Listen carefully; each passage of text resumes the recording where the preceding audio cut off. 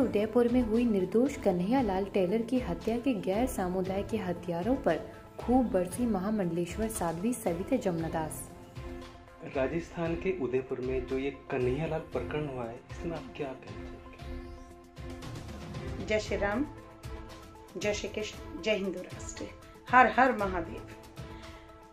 राजस्थान के उदयपुर में जो मातागढ़ के कन्हैयालाल हैं, उनको दिन दहाड़े इन लोगों ने रियाज और गौस, मोहम्मद रियाज, मोहम्मद गौस, इन दोनों ने उसकी गला काट करके रेत करके हत्या की है।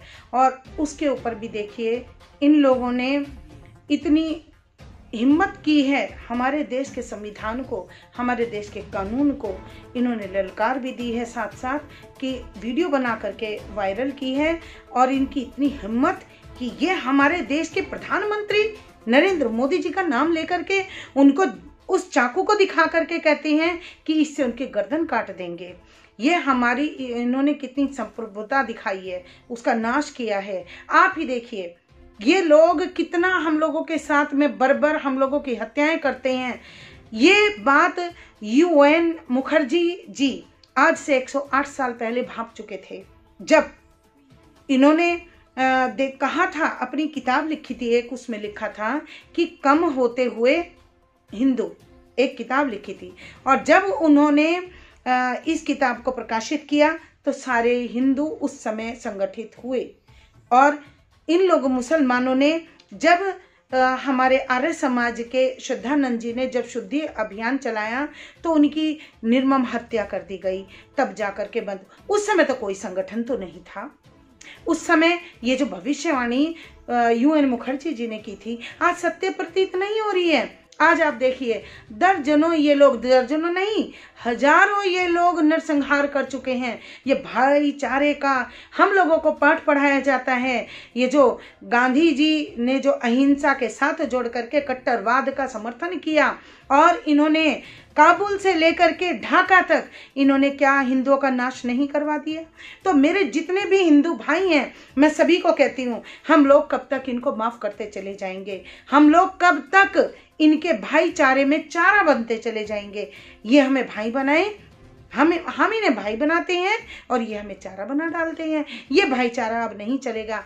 जितने भी सेकुलर हिंदू हैं, वामपंथी सोच के जितने भी हैं, राजनीतिक रोटियां ना सेको, इस समय वक्त की जरूरत है। सब एक मिशन पे आ जाओ और हिंदुत्व के साथ खड़े होकर के, उसका क्या कसूर है कि अगर उसने नूपुर का साथ दे दिया था। हमारे देश की एक लड़की जिसने कुछ गलत नहीं बोला, जो इनकी आसमानी किताब में लिखा था उसने वही तो दोहराया था। और वो भी कब दोहराया था? जब उन लोगों ने उकसाया था, गलत बोला था, तभी तो उनको मजबूरी हुई कि हमारे देश में हमारी देवी देवताओं को, उनकी पूजा को, उनके प्राइवेट पार्ट बताते हैं। इतनी गंदा उनकी मानसिक उस समय स्थिति क्या हुई होगी।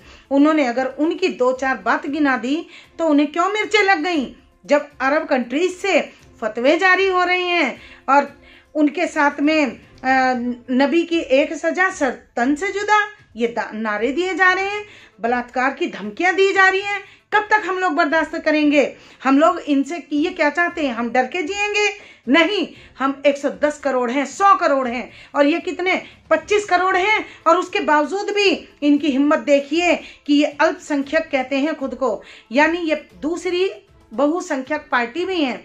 इन लोगों ने सब जीते जागते दिन दहाड़े ये पोस्टर पे लिख लिख करके बलात्कार की धमकियां दे रहे हैं, हमारे देश को चुनौतियां दे रहे हैं। उस नूपुर के लिए, अगर नूपुर की बात नहीं है, नूपुर की जगह यदि कोई और भी होगी, उस महिला के साथ भी ऐसा ही करते हैं, उस पुरुष के साथ भी ऐसा ही करते हैं। क्या इन्होंने कश्मीर में आतंक नहीं मचाया? क्या कलकत्ता में इन लोगों ने सारे के सारे जितने भी गुरुकुल के ब्राह्मण समाज के थे सबको मार नहीं दिया था? जब कहाँ गए ये लोग जो ये कहते हैं कि नहीं हम अच्छे मुसलमान हैं, हम अच्छे मुसलमान हैं? तो उन मुसलमानों से मैं अपील करती हूँ, वे कहाँ चले जाते हैं? और एक जो जोड़ा है ना भाई बहनों का, जब ये लखीमपुरी में कांड हुआ था तो जो लाशों के ढेर पर राजनीति करते दौड़ते हैं। इनका बंटी बबली ये दोनों जाते हैं ना, रात को ही फ्लाइट पकड़ के वहां पहुंच जाते हैं। लेकिन जब निर्मम हत्या होती है, महाराष्ट्र में साधु संतों को मारा जाता है, घेर कर धर्म के नाम पर मार दिया जाता है, उन्हें चोर बच्चा अगवाने वाले बताया जाता है, नरसंस मार दिया जाता है, उन्हें कैसे चीख रहे हैं, तड़प रहे हैं। क्या आप भूल सकते हैं उनकी आज चीखों को, तड़पों को? क्या आप लोगों ने देखा नहीं उन्हें कैसे निर्ममता के साथ मार डाला? हंसते रहे वो आखिर तक। क्या कसूर था उनका? पुलिस दल बल के साथ थे वो महाराष्ट्र में, पुलिस दल बल के साथ। लेकिन पुलिस वालों ने ही आगे धक्का दे दिया था कि नहीं?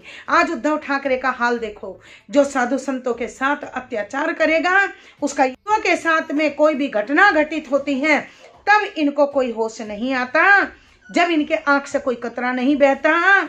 जब कहा, और हम तो चैलेंज कहते हैं, अरे मार के दिखाओ तुम एक एक हिंदू को मारोगे तो एक एक घर से एक एक अभिनंदन निकलेगा। तुम क्या कहते हो? अफजल? अरे जिस घर से अफजल निकलेगा उस घर में मार के आएंगे। ये ध्यान रखना, हम बर्दाश्त नहीं करेंगे। हम लोगों ने बहुत बर्दाश्त कर लिया, अब हमारे सहन शक्ति की सीमाएं टूट चुकी हैं, सब्र का बांध टूट चुका है। हमारे देश का संविधान हिंदुओं के विपरीत है। इस संविधान को हमारे मोदी जी धीरे धीरे ला तो रहे हैं, लेकिन हम हिंदू भाइयों को भी तो उठना पड़ेगा, जगना पड़ेगा। एक साथ सुर मिला करके सारे हिंदू संगठन जितने भी हैं आज आ जाइए। मैं साध्वी सविता जमुना दास अखाड़ा राम दिगंबर से आह्वान करती हूँ, जितने भी साधु संत हैं, नागा संप्रदाय हैं या कोई भी संत हैं, किसी भी परंपरा से हैं, आप सब संप्रदाय से आइए। मैं आप सबको कहती हूँ एकजुट होकर लड़िए। आप ये देखिए, अगर आप अकेले लड़ते हैं तो चंद साधु हैं, चंद संप्रदाय हैं, और चंद ही आप जाट हैं, चंद ठाकुर, गुज्जर, हरिजन, या फिर आप धीमान, आप या फिर जो सैनी, कोई भी कहिए, या वाल्मीकि या हरिजन, जो भी हैं, मुट्ठी भर हैं।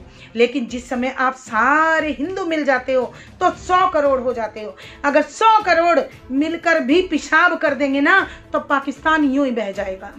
ध्यान रखो मेरे भाइयों, आज मैं तुमसे भारत माता का वास्ता देते हुए उन अमर शहीदों के बलिदान को याद कराती हूँ, जिन लोगों ने अपनी जवानी को रस्सी पर झूल के फांसी की और देश के और हम लोगों के लिए, हमें नागरिक बनाने के लिए कुर्बान कर दिया। आज मैं उनका कतरा कतरा तुमसे हिसाब मांगता है इस आज़ादी का। कहाँ है वो हिंदू जिनकी रगों में लहू दौड़ता था? आज देश के शेर कहाँ हैं?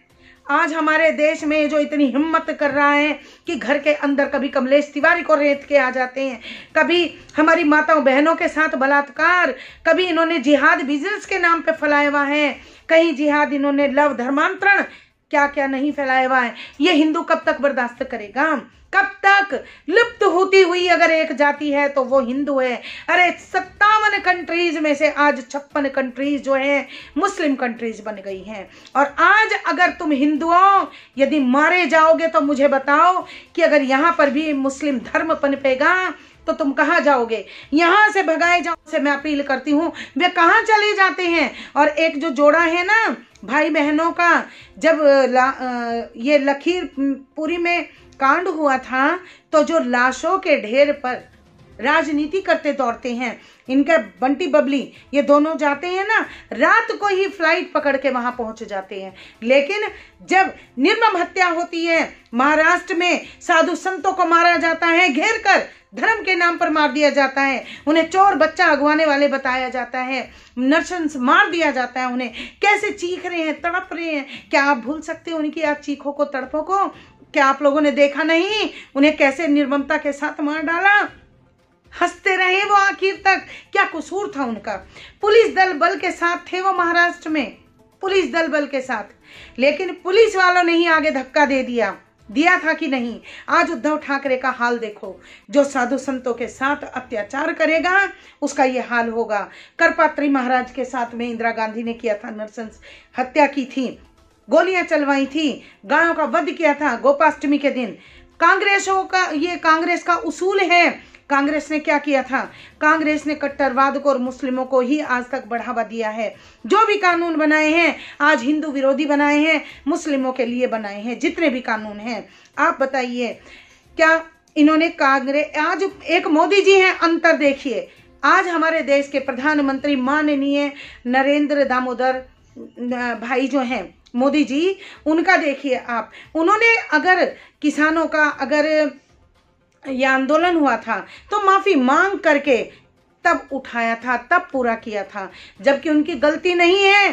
तब भी उन्होंने जो विचार किया उन्होंने माफी मांग करके उठाया, लेकिन आंदोलन को खत्म किया था कांग्रेस। उस समय इंदिरा का राज था, कांग्रेस का राज था। उन्होंने भी तो कांग्रेस का इसी प्रकार, कांग्रेस ने इसी तरह किसानों के आंदोलन को उठाया था। कैसे?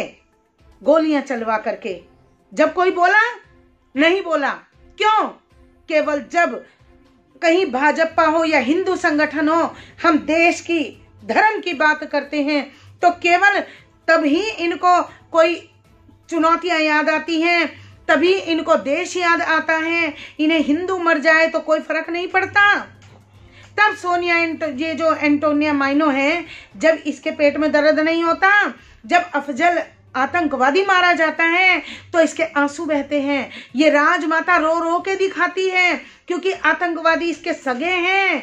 और जब देशभक्तों के साथ, संतों के साथ में या फिर हिंदुओं के साथ में सविता जमुना दास अखाड़ा राम दिगंबर से आह्वान करती हूँ, जितने भी साधु संत हैं, नागा संप्रदाय हैं या कोई भी संत हैं, किसी भी परंपरा से हैं, आप सब संप्रदाय से आइए। मैं आप सबको कहती हूँ एकजुट होकर लड़िए। आप ये देखिए, अगर आप अकेले अकेले लड़ते हैं तो चंद साधु हैं, चंद संप्रदाय हैं, और चंद ही आप जाट हैं, चंद ठाकुर, गुज्जर, हरिजन या फिर आप धीमान, आप या फिर जो सैनी, कोई भी कहिए, या वाल्मीकि या हरिजन, जो भी हैं, मुट्ठी मुट्ठी भर हैं। लेकिन जिस समय आप सारे हिंदू मिल जाते हो तो 100 करोड़ हो जाते हो। अगर 100 करोड़ मिलकर भी पेशाब कर देंगे ना तो पाकिस्तान यूं ही बह जाएगा। ध्यान रखो मेरे भाइयों, आज मैं तुमसे भारत माता का वास्ता देते हुए उन अमर शहीदों के बलिदान को याद कराती हूँ, जिन लोगों ने अपनी जवानी को रस्सी पर झूल के फांसी की और देश के और हम लोगों के लिए, हमें नागरिक बनाने के लिए कुर्बान कर दिया। आज मैं उनका कतरा कतरा तुमसे हिसाब मांगता है इस आज़ादी का। कहाँ है वो हिंदू जिनकी रगों में लहू दौड़ता था? आज देश के शेर कहाँ हैं? आज हमारे देश में जो इतनी हिम्मत कर रहा है कि घर के अंदर कभी कमलेश तिवारी को रेत के आ जाते हैं, कभी हमारी माताओं बहनों के साथ बलात्कार, कभी इन्होंने जिहाद बिजनेस के नाम पे फैलाया हुआ है, कहीं जिहाद इन्होंने लव धर्मांतरण क्या क्या नहीं फैलाया हुआ है। ये हिंदू कब तक बर्दाश्त करेगा? कब तक? लुप्त होती हुई अगर एक जाति है तो वो हिंदू है। अरे 57 कंट्रीज में से आज 56 कंट्रीज जो है मुस्लिम कंट्रीज बन गई हैं। और आज अगर तुम हिंदुओं यदि मारे जाओगे तो मुझे बताओ कि अगर यहाँ पर भी मुस्लिम धर्म पनपेगा तो तुम कहाँ जाओगे? यहाँ से भगाए जाओगे जो 25% हैं, वो भगा रहे हैं आज मार मार के। अगर तुम्हें भगाया जाएगा, अरे यूएन को देखो ना, अगर यूक्रेन में अगर ये भगाया गया तो वो भाग करके दूसरे देशों में शरण लेने चले गए। लेकिन मेरे भाइयों, मेरे बंधुओं, मैं पूछती हूँ, मैं पूरे भारतवास के हिंदू हैं जो उन सनातनी हिंदू भाइयों से पूछती हूँ, जिस दिन आपको मारा काटा जाएगा, भगाया जाएगा, किस देश में शरण लोगे? क्या बांग्लादेश में लोगे? पाकिस्तान में लोगे? चीन में लोगे? कहाँ जाओगे तुम? कहाँ? तुम्हारा तो कोई देश ही नहीं, क्योंकि भारत तो सब संप्रदायों का है। भारत हिंदू राष्ट्र घोषित होना चाहिए। और मोदी जी, मैं मांग करती हूँ, हम सारे सनातनी, सारे हिंदू एक खून एक आवाज में पुकारते हैं कि अब जल्द से जल्द इसे हिंदू राष्ट्र घोषित कर दीजिए। हमारा